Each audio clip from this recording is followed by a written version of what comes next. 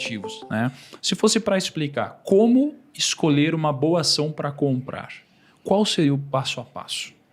Bem, quando o cidadão não tem cultura de investimento, ele terá que recorrer a um profissional, evidentemente, que vai poder elucidar e transmitir as eventuais oportunidades, a oportunidade de eventuais resultados, não é isso? Você então analisa o projeto. Nós o que fazemos é analisar os projetos. Eu vou citar, por exemplo, o seguinte. Pega um bom case hoje. A IRB, por exemplo, ela é um novo projeto. Está entendendo? É um novo projeto, uma nova administração. E agora, com o comitê de auditoria, eu conversei com um dos participantes do comitê de auditoria, que é uma pessoa muito amiga, não é isso? Muito competente, e ele disse o seguinte: Barsi, hoje a IRB não vai mais assinar contratos que assinou no passado. Está entendendo? Então, os contratos que viriam agora seriam contratos que ostentem a perspectiva de bons resultados. Então, é o seguinte, tem coisas que o ex-administrador falou que a gente eu não sei, não posso provar, está entendendo? Mas ele falou muitas coisas ruins em relação aos bancos, não é isso? Então, agora a gente vai ter uma segurança maior. Por quê? Porque além de ter essa pessoa amiga, você vai ter alguém que vai chegar e falar: não, esse contrato não é bom. Está entendendo? Então, o que aconteceu também? A IRB tinha um contrato que veio de um dos bancos, está entendendo? Na qual ela assegurava ao cidadão uma indenização por Covid no Chile.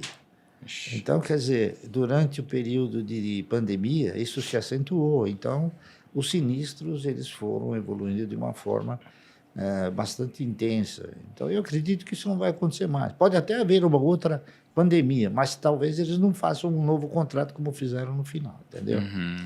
Então, o princípio de seleção é esse princípio de você avaliar o futuro também, de você olhar não só o presente, como você também olhar para o futuro. Está entendendo? Vou só citar mais um projeto que a gente analisou e avaliou recentemente. Interpreta que vai ser uma coisa muito favorável, não é isso? Recentemente, o Grupo Votorantim, eles acabaram fazendo um processo de fusão, não é isso? E incorporaram a uma nova empresa chamada Auren, está correto? Uma estrutura hídrica, né? Uma usina hidrelétrica chamada Porto Primavera, que foi uma das usinas criadas pela CESP, não é isso? E programaram uma outra diretriz, diria melhor, não é? De não ficar somente na geração com a base hídrica, e sim partir para outras bases energéticas. E, além do mais, também exercitar uma figura no mercado onde você não gera, não transmite e não distribui, que é o quê? A comercialização de energia elétrica. Então, essa empresa tem um projeto já consolidado, não é isso? E eu acredito que, pelos participantes, pelos controladores, está entendendo? Que são o Grupo Votorantim de um lado e um grande fundo de pensão canadense, que eles venham a ter esta diretriz, este comportamento de gerar resultados e também distribuir esses resultados. Posso só sintetizar? Eu acho que a gente pode dividir em duas etapas.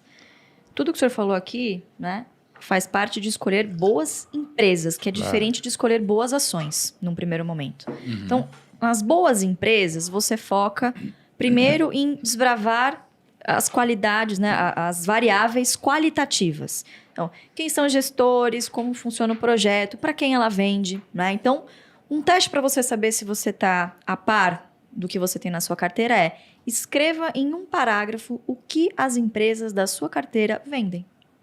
Você sabe explicar como funciona uma operação, para quem, quais são os insumos, né? Quais são os serviços, enfim. Se você não souber, pode ser que você tenha começado aí com o pé, né? Com o pé errado. Pé né? esquerdo. Exatamente. Então, escolher primeiro uma boa empresa. E é aqui que está a boa parte do trabalho, que é o que as pessoas geralmente não fazem.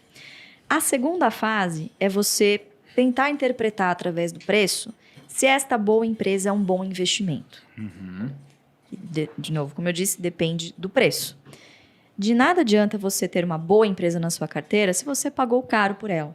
E é aqui que vem, acho que um dos grandes problemas dos investidores, que são investidores de longo prazo, não por convicção, mas por acaso.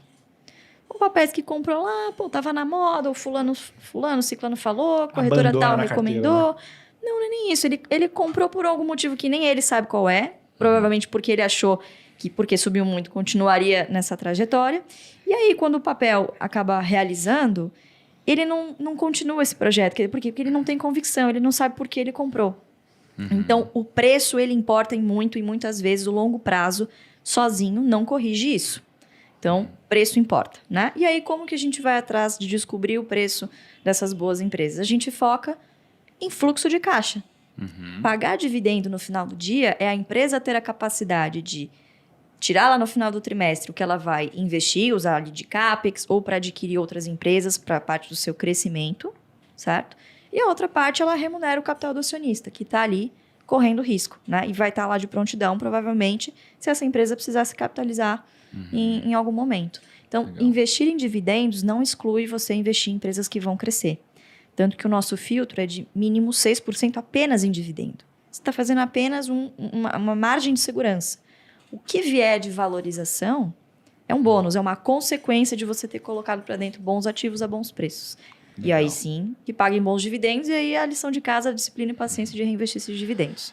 Tem uma frase do Howard Marks que diz que tentar comprar um ativo por preços abaixo do valor intrínseco não é infalível, mas é a melhor chance que pode se ter. Né?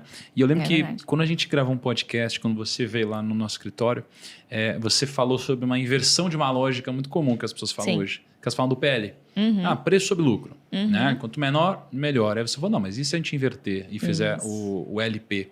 Né? E aí você tem uma regra de bolso para você encontrar um preço máximo que você pode pagar para ter um dividendo mínimo que você busca. Né?